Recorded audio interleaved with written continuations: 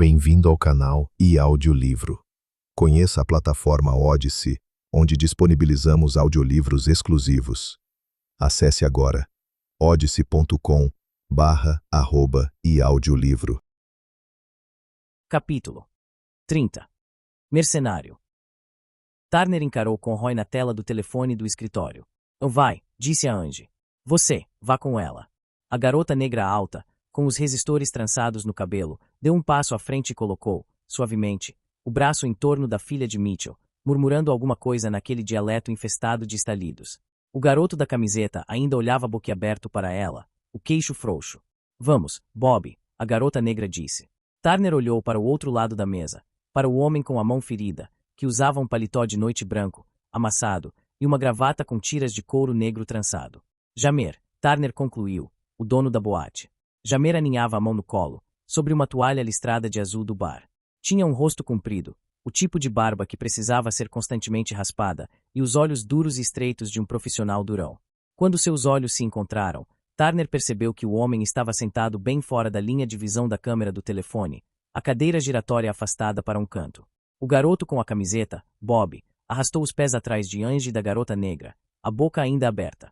Podia ter poupado nós dois de muita confusão, Turner, Conroy disse. Podia ter me ligado. Podia ter ligado pro seu agente em Genebra. E a Osaka. Turner disse. Podia ter ligado para eles. Conroy lentamente fez que não com a cabeça. Para quem você está trabalhando? Conroy. Fez jogo duplo desta vez, né? Mas não com você, Turner. Se as coisas tivessem saído como planejei, você estaria em Bogotá, com Mitchell. O canhão não podia disparar até que o jato estivesse fora de alcance. E, se tivéssemos feito as coisas direito, a Osaka teria pensado que a Mouse tinha eliminado o setor inteiro para deter Mitchell. Mas Mitchell não saiu. Saiu, Turner. Ou nunca pretendeu sair, Turner disse. Conroy concordou com a cabeça. É. E a segurança na chapada detectou a garota na hora em que saiu. Era ela, não era. A filha de Mitchell. Turner ficou em silêncio. Claro, Conroy disse. Faz sentido. Eu matei Lynch, Turner disse, para desviar o assunto de Angie. Mas, logo antes da hora do vamos ver, Weber me contou que estava trabalhando para você. Os dois estavam, Conroy disse, mas não sabiam um do outro. Ele encolheu os ombros. Para quê? Conroy sorriu. Por que você teria sentido falta deles se não estivessem lá? Não teria. Porque você conhece meu estilo, e se eu não jogasse como sempre, você teria começado a imaginar coisas. E sabia que você nunca se venderia. O senhor lealdade instantânea, não é? O senhor Bushido. Você era confiável, Turner. A Osaka sabia disso. Foi por isso que queriam te trazer de qualquer jeito. Não respondeu à minha primeira pergunta, Conroy. Para quem você fez jogo duplo? Um homem chamado Virek, Conroy disse. O homem da grana. Isso, aquele mesmo. Tentou comprar Mitchell, durante anos. Aliás, tentou comprar a Mouse. Não conseguiu. Estavam ficando tão ricos que não podia tocá-los. Havia uma oferta pendente por Mitchell circulando. Uma oferta no escuro. Quando a Osaka ficou sabendo de Mitchell e me chamou, resolvi dar uma olhada na oferta. Só de curioso. Mas antes que conseguisse, a equipe de Virek chegou em mim. Não foi um negócio difícil de fechar, Turner, pode me acreditar. Acredito. Mas Mitchell nos ferrou bonitinho, não foi, Turner, de cabo a rabo. Então o mataram. Ele se matou, Conroy disse. Ao menos, de acordo com os agentes duplos de Virek na Chapada. Logo que viu que a garota tinha saído no ultraleve. Cortou a garganta com um bisturi. Um monte de gente morta por aí. Conroy, Turner disse.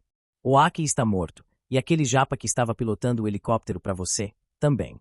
Foi o que pensei quando não voltaram, Conroy deu de ombros. Estavam tentando nos matar, Turner disse. Não, cara, só queriam falar. De qualquer forma, na hora ainda não sabíamos da garota. Só sabíamos que você tinha sumido e que a droga do jato não tinha chegado na pista em Bogotá. Não começamos a pensar na garota até que demos uma olhada na fazenda do seu irmão e achamos o jato. Ele não quis falar nada pro Oaki. Ficou puto, porque o Oaki tinha queimado os cachorros dele. Oaki disse que parecia que uma mulher estava morando ali também, mas ela não apareceu. O que houve com Rude? O rosto de Conroy estava perfeitamente inexpressivo. Em seguida, disse, o Oaki conseguiu o que precisava dos monitores. Então ficamos sabendo da garota. As costas de Turner estavam doendo. A tira do coldre estava cortando seu peito. Não sinto nada, pensou. Não sinto absolutamente nada. Tenho uma pergunta para você, Turner.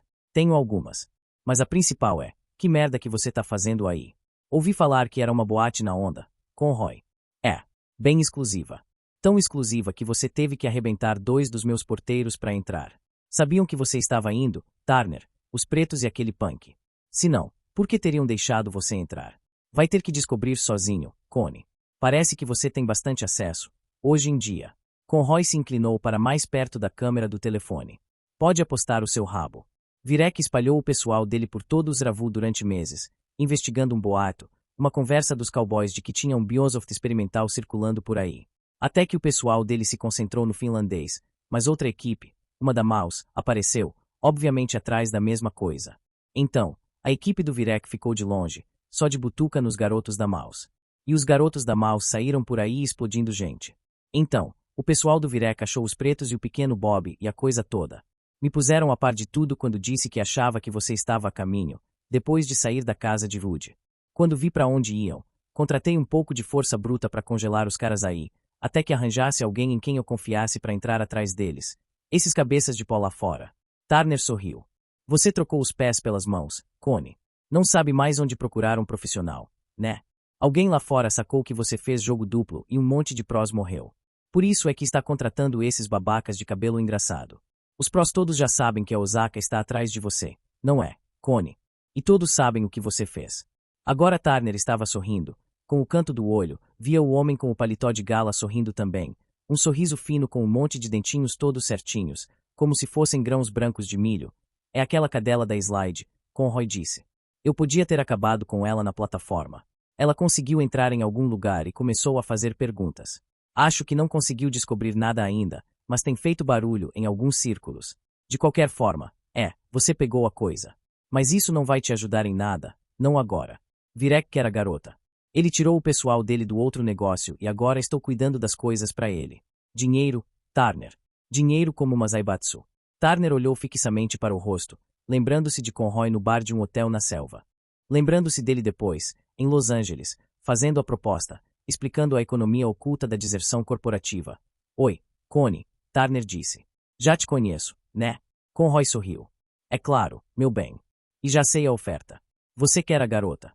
Isso mesmo. E a divisão, Connie. Sabe que trabalho só com partes iguais, certo? Ei, Conroy disse, este é o grande lance. Eu não ia querer de outro jeito. Turner encarou a imagem do homem. Bem, Conroy disse, ainda sorrindo, o que me diz? E Jamer esticou a mão e puxou o fio do telefone da tomada na parede. A hora certa, ele disse. O timing é sempre importante. Largou o fio. Se tivesse respondido, ele teria agido na hora. Deste jeito, ganhamos tempo. Ele vai tentar ligar de volta, tentar descobrir o que aconteceu. Como sabe o que ia responder? Porque já vi gente. Vi muita gente. Gente demais. E, acima de tudo, vi um monte que nem você. Estava escrito na sua cara, chefe, que você ia dizer para ele ir pros quintos dos infernos. Jamer subiu de volta para a cadeira, fazendo uma careta, enquanto a mão se mexia dentro da toalha do bar. Quem é essa Slide que ele falou? Uma jockey. Jailene Slide. Los Angeles. De primeira. Foi ela que sequestrou Bob, Jamer disse. Então, ela deve estar bem perto do seu camarada no telefone, mas não deve saber disso. Vamos ver o que dá para fazer a respeito. Chama o garoto aqui de volta. Capítulo 31. Vozes. É melhor eu achar o velho Wig, ele disse.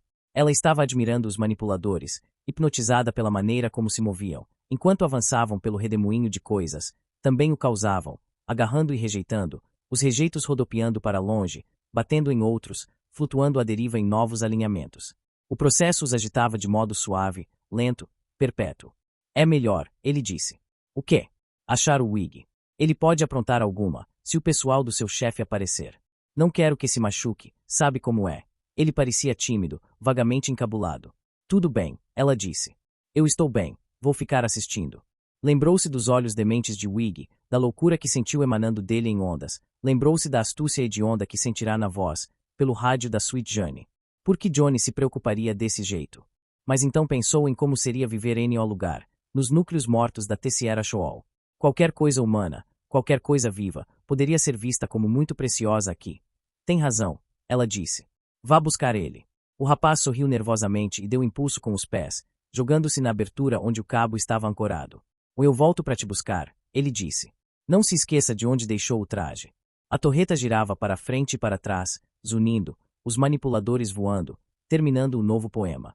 Depois de tudo, ela jamais teve certeza se as vozes eram reais, mas finalmente se convenceu de que tinham sido parte de uma daquelas situações em que o real é apenas um conceito a mais. Ela havia removido a jaqueta, porque o ar na cúpula parecia ter ficado mais quente, como se o movimento incessante dos braços gerasse calor. Prendera a jaqueta e a bolsa em uma longarina, ao lado da tela de sermão. A caixa estava quase terminada, pensou, embora se movesse tão rapidamente nas garras almofadadas que era difícil de ver. De repente, flutuou livre, girando no ar. Marli saltou instintivamente para pegá-la. Apanhou-a e prosseguiu rodopiando além dos braços lampejantes, com o tesouro em suas mãos.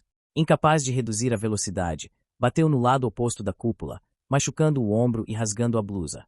Flutuando à deriva, atordoada, abraçou a caixa, vendo através do retângulo de vidro uma configuração de velhos mapas marrons e espelhos sem brilho.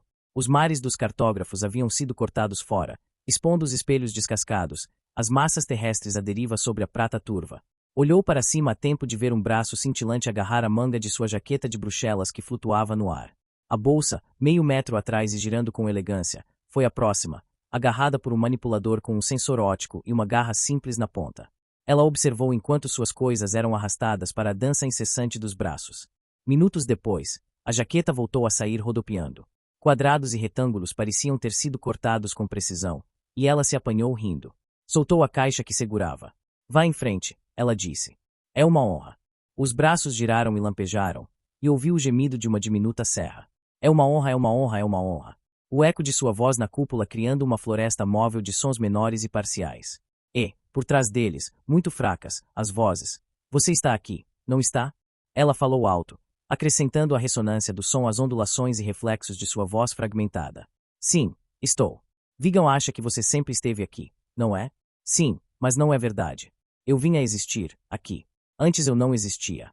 Houve um tempo brilhante, um tempo sem duração, em que também estava em todo lugar. Mas o tempo brilhante se partiu. O espelho era imperfeito. Agora eu sou apenas um.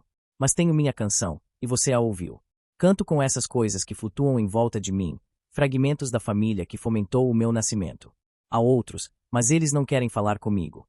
Vaidosos, os fragmentos espalhados de mim mesmo, como crianças. Como homens. Eles me mandam coisas novas, mas prefiro as coisas velhas. Talvez eu faça a vontade deles. Eles conspiram com homens, os meus outros eus, e os homens imaginam que eles sejam deuses. É você o que Virek procura, não é? Não. Ele imagina que pode se traduzir, que pode codificar sua personalidade na minha estrutura. Ele almeja ser o que fui um dia. Mas o que ele poderia se tornar lembra mais o mais fraco dos meus eus partidos. Você está triste. Não. Mas as suas canções são tristes. Minhas canções falam de tempo e distância. A tristeza está em você. Veja os meus braços. Existe apenas a dança. Essas coisas que você estima são apenas cascas. Eu sabia disso. Antes. Mas agora os sons eram apenas sons. Não havia uma floresta de vozes por trás para falar como uma única voz. Ela observou as esferas perfeitas de suas lágrimas saírem girando para se unir às memórias humanas esquecidas na cúpula do fazedor de caixas. Eu entendo, ela disse, algum tempo depois, sabendo que agora falava apenas pelo conforto de ouvir a própria voz. Falou em voz baixa, não querendo despertar o ribombar e a ondulação dos sons. Você é uma colagem de alguma outra pessoa. O seu criador é o verdadeiro artista. Foi a filha louca. Não importa. Alguém trouxe a máquina para cá, soldou-a à cúpula, ligou os fios aos vestígios de memória. E, de alguma forma, derramou todos os indícios tristes e gastos da humanidade de uma família, deixando-os para serem remexidos, para serem arranjados por um poeta, para serem lacrados em caixas. Não conheço uma obra mais extraordinária do que esta. Nenhum gesto mais complexo. Um pente de tartaruga com detalhes em prata e dentes quebrados passou flutuando por ela. Ela o apanhou como um peixe e passou os dentes pelo cabelo. Do outro lado da cúpula, a tela se iluminou, pulsou e se preencheu com o rosto de Paco. O velho não quer deixar que a gente entre, Marli, o espanhol disse. E o outro, o vadio, o escondeu. O senhor está muito ansioso para que entremos nos núcleos e tomemos posse da propriedade. Caso não possa convencer Ludati e o outro a abrir a escotilha, seremos forçados a abri-la nós mesmos, despressurizando toda a estrutura. Ele olhou para longe da câmera por um momento, como se consultasse um instrumento ou um membro da tripulação. Você tem uma hora. Capítulo 32. Com 0. Bob seguiu Jack e a garota de cabelos castanhos para fora do escritório. Parecia que já estava há um mês no Jamers e que nunca conseguiria tirar o gosto do lugar da boca. As estúpidas luzinhas embutidas no teto negro, contemplando as mesas pretas e redondas, os bancos gordos de ultracamurça, os biombos de madeira entalhada. Beauvoir estava sentado no bar com o detonador ao lado e a arma sul-africana sobre o colo de pele de tubarão cinza. Como é que deixou eles entrarem? Bob perguntou, depois de Jack levar a garota para uma mesa. Jack, Beauvoir disse. Ela entrou em transe enquanto você estava congelado. Legba. Disse que a virgem estava a caminho, com esse cara. Quem é ele? Beauvoir encolheu os ombros. Um mercenário, parece. Um soldado das Zaibatsus. Um samurai de elite das ruas. O que houve quando você ficou congelado? Bob contou sobre Jailene e Slide. Ao Los Angeles, Beauvoir disse. Ela fura até diamante para pegar quem fritou o homem dela, mas se um irmão precisa de ajuda, esquece. Não sou um irmão. Acho que você tem um bom ponto aí. Então, não tenho que tentar chegar na Yakuza. O que o Jamer acha? O escroto. Está lá dentro agora, assistindo enquanto o mercenário atende uma chamada. Chamada? De quem? Ou um branquelo com o cabelo descolorido. Cara de mal. Beauvoir olhou para Bob, olhou para a porta, olhou de volta. Legba disse para ficarmos quietos e olharmos. Isso já está ficando bagunçado o bastante, sem contar os filhos do crisântemo de neon. O Beauvoir, Bob disse, mantendo a voz baixa. A garota, foi ela, a da Matrix, quando tentei invadir o. Beauvoir fez que sim, suas molduras plásticas descendo pelo nariz. A virgem. Mas o que é isso tudo? Quero dizer, Bob, meu conselho é aceitar as coisas como elas surgem. Ela é uma coisa para mim, talvez outra para Jack. Para você. Ela é só uma garota assustada. Vá com calma. Não chateie a menina. Ela está bem longe de casa, e nós ainda estamos bem longe de conseguir sair daqui. Certo. Bob olhou para o chão e disse, sinto muito sobre Lucas. Ele era, um cara e tanto. Vá falar com Jack e a garota. Beauvoir disse. Vou ficar de guarda na porta. Certo. Bob cruzou o carpete da casa noturna até onde Jack estava sentada com a garota. A menina não parecia grande coisa, e havia apenas uma pequena parte dele que dizia que ela era a mesma. Angela não levantou o olhar, e ele pôde reparar que a garota havia chorado. Me agarraram, ele disse a Jack. Você tinha sumido. Você também, a dançarina respondeu. Então Legba veio até mim. Neumark, o homem chamado Turner disse, da porta do escritório de Jamer. Queremos falar com você. Preciso ir, ele disse, querendo que a garota olhasse para cima, que visse o grandalhão chamando por ele. Precisam de mim. Jack apertou-lhe o pulso. Deixa a Yakuza pra lá, Jamer disse. Isto é mais complicado. Você vai entrar na grade de Los Angeles e travar no console de uma jockey de primeira. Quando Slide pegou você, ela não sabia que o meu console ia descobrir o número dela. Ela falou que o seu console devia estar no museu. Que merda ela sabe? Jamer disse. Eu sei onde ela mora. Não sei. Aspirou uma dose do inalador e o colocou de volta sobre o console. O problema é que ela te descartou. Não quer saber de você. Tem que chegar nela e dizer o que ela quer saber. E o que é? Que foi um homem chamado Conroy que liquidou o namorado dela, o homem alto disse, estirado em uma das cadeiras de escritório de Jamer, com a enorme pistola no colo. Conroy. Diga a ela que foi Conroy. Conroy está pagando os cabeludos lá fora. Eu preferia tentar a Yak, Bob disse. Oh não, Jamer respondeu. Essa Slide, ela vai chegar nele antes. A Yak ia pesar o meu favor, confirmar tudo primeiro. Além disso, achei que você estava fissurado para aprender a usar um console. Eu vou com ele, Jack disse, da porta. Eles se conectaram. Ela morreu quase imediatamente, nos primeiros 8 segundos. Ele sentiu, foi até o limite e quase o reconheceu pelo que era. Bob estava gritando, rodopiando, sugado pelo funil branco glacial que estivera esperando por eles. A escala da coisa era inconcebível, vasta demais, como se o tipo de mega-estrutura cibernética que representava o todo de uma multinacional tivesse colocado seu peso total sobre Bob Neumark e uma dançarina chamada Jack. Impossível. Mas, em algum lugar, no limite da consciência, bem quando ele a perdia, havia algo. Algo puxando sua manga. Estava deitado com o rosto sobre alguma coisa áspera. Abriu os olhos. Um passeio feito de pedras redondas, molhadas de chuva. Levantou-se com dificuldade, cambaleante, e viu a paisagem enevoada de uma cidade estranha, com o mar logo além.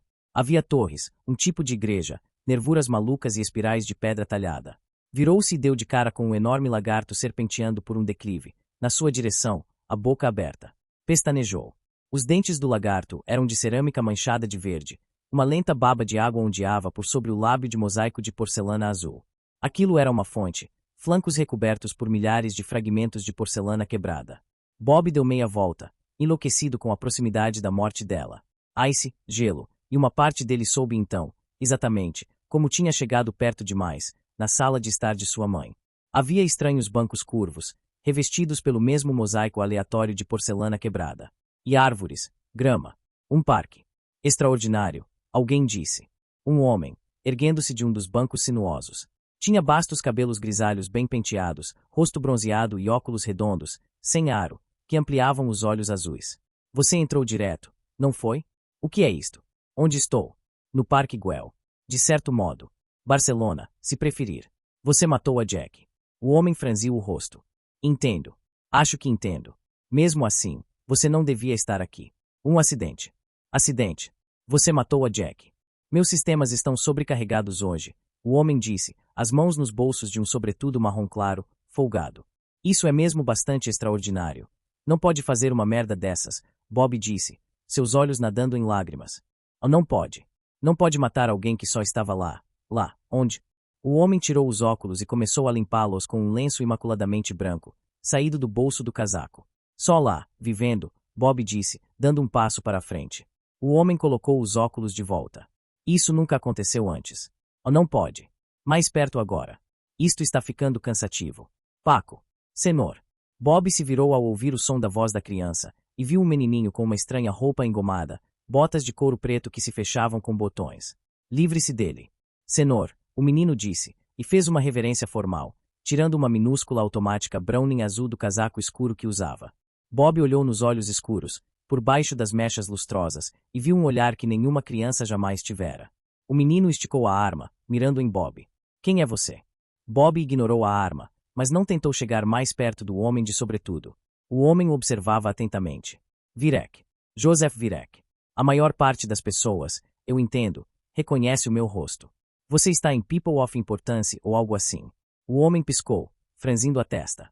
Não sei do que está falando. Paco, o que esta pessoa está fazendo aqui? Uma infiltração acidental, a criança disse, sua voz suave e harmoniosa. Ou colocamos o grosso do nosso sistema em Nova York, tentando impedir a fuga de Angela Mitchell. Este aqui tentou entrar na Matrix, junto com outro operador, e encontrou nosso sistema. Ainda estamos tentando descobrir como ele atravessou nossas defesas. O senhor não está em perigo. O cano da pequena Browning estava absolutamente firme.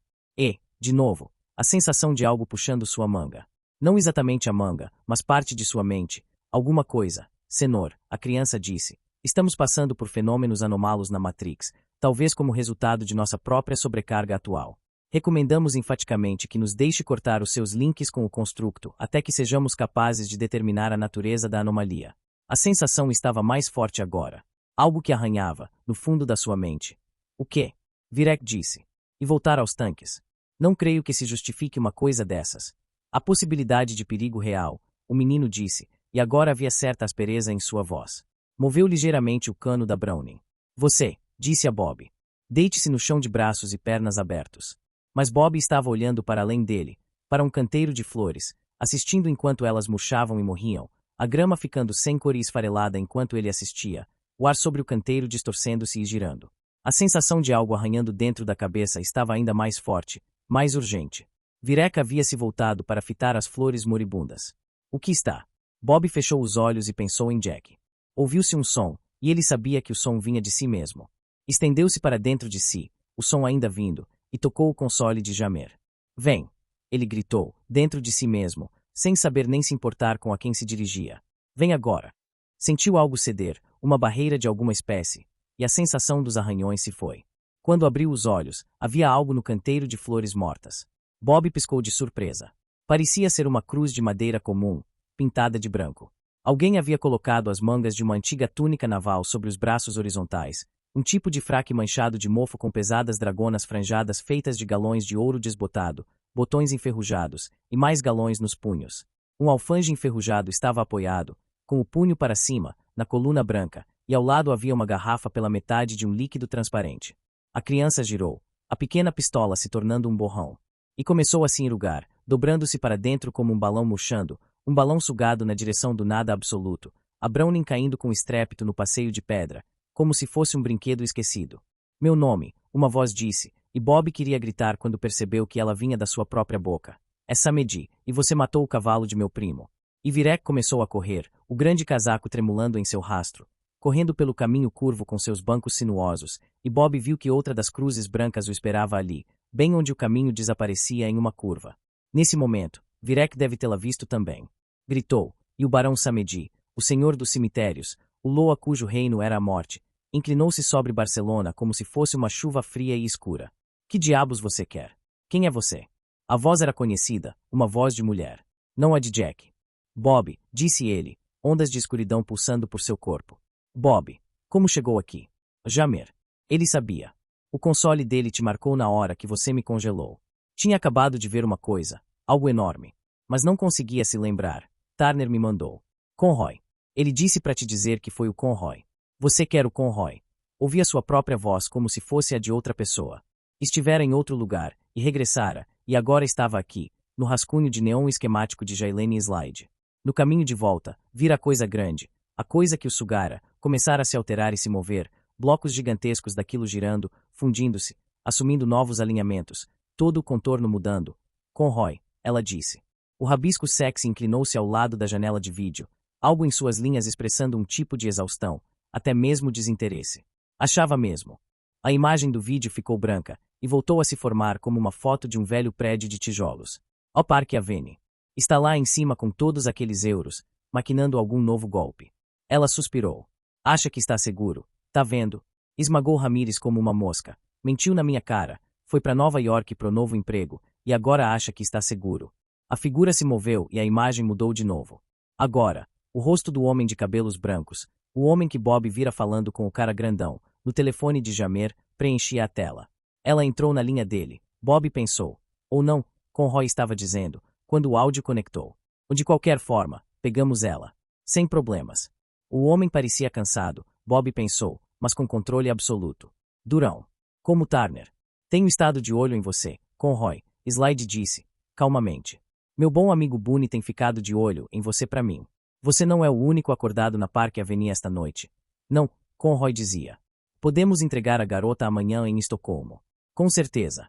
Sorriu para a câmera. Mata, Boone, ela disse. Mata todos eles. Detona todo o maldito andar e o de baixo também. Agora. Isso mesmo, Conroy disse, e então houve algo. Uma coisa que fez a câmera tremer, deixando a imagem menos nítida. Que foi isso? Ele perguntou, com uma voz muito diferente, e então a tela ficou em branco. Queima, filho da puta, ela disse. E Bob foi puxado de volta para a escuridão. 34 Uma corrente de umas 9 milhas ajudou Beauvoir a carregar Jack até o palco, onde a deitaram em frente a um conjunto de bateria acústica vermelho cereja e a cobriram com um velho sobretudo preto encontrado na chapelaria, com um colarinho de veludo e anos de pó sobre os ombros, de tanto tempo que ficará lá pendurado. Map é jubilimnan, Beauvoir disse, tocando com o polegar a testa da garota morta. Levantou os olhos para Turner. É uma autoimolação, traduziu, e então puxou suavemente o casaco preto por sobre o rosto da jovem. Foi rápido, Turner disse. Foi tudo o que conseguiu pensar para dizer. Beauvoir pegou um maço de cigarros mentolados de um bolso da túnica cinza e acendeu um deles com um dunhil de ouro. Ofereceu a Turner o maço, mas Turner não aceitou. Há um ditado em crioulo, Beauvoir disse. Qual é? O mal existe. Ei, disse Bob Newmark, desanimado, de onde estava agachado ao lado das portas de vidro, de olho grudado na borda da cortina. Deve ter funcionado, de um jeito ou de outro. Os gotiques estão começando a se mandar, e parece que quase todos os casuais já foram. Isso é bom, Beauvoir disse, com voz tranquila. Graças a você, Cone. Você se saiu bem. Mereceu o nick. Turner olhou para o rapaz. Ainda navegava pela neblina da morte de Jack. Concluiu. Havia saído dos trodos gritando, e Beauvoir precisou dar-lhe 3 bofetadas fortes no rosto para que parasse. Mas tudo que lhes dissera sobre a incursão, aquela incursão que havia custado a vida de Jack, era que tinha dado a mensagem de Turner a Jailene Slide. Turner observava enquanto Bob se levantou, rígido, e caminhou até o bar. Viu o cuidado com que o rapaz evitava olhar para o palco. Será que os dois eram amantes? Parceiros. Nada disso parecia provável. Levantou-se de onde estava sentado, na borda do palco, e voltou para o escritório de Jamer, parando para dar uma olhada em Ange, que dormia aninhada no casaco estripado, estendido no carpete, debaixo de uma mesa.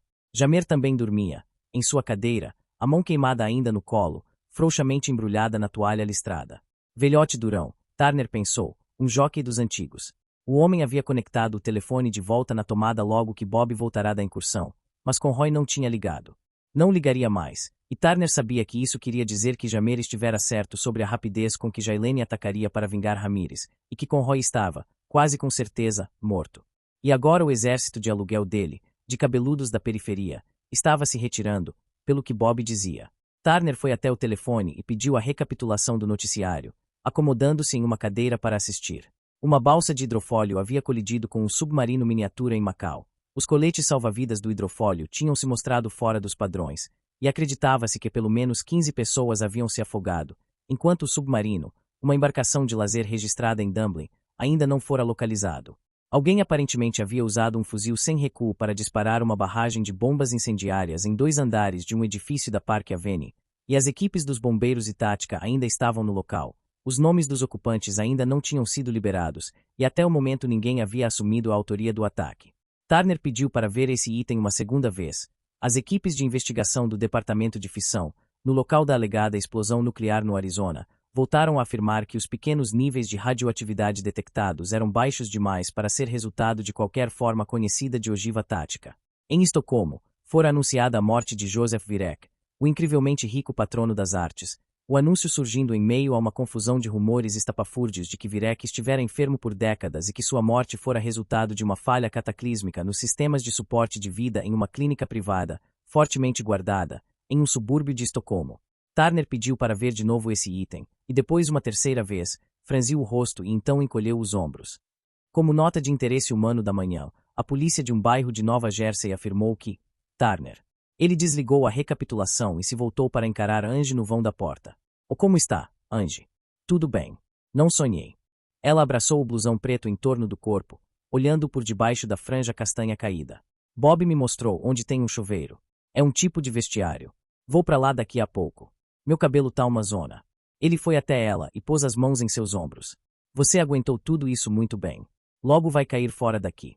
Ela encolheu os ombros, afastando-se do toque dele. "Fora daqui. Pra onde?" "Japão." "Bem, talvez não pro Japão. Talvez não pra Osaka. Ela vai com a gente", Beauvoir disse, por trás dela. "Ou por que eu faria isso?" "Por quê?" Beauvoir disse. "Nós sabemos quem você é. Esses seus sonhos são reais. Conheceu Bob em e salvou a vida dele, livrou o cara do Black Ice. Você disse, por que estão fazendo isso com você?"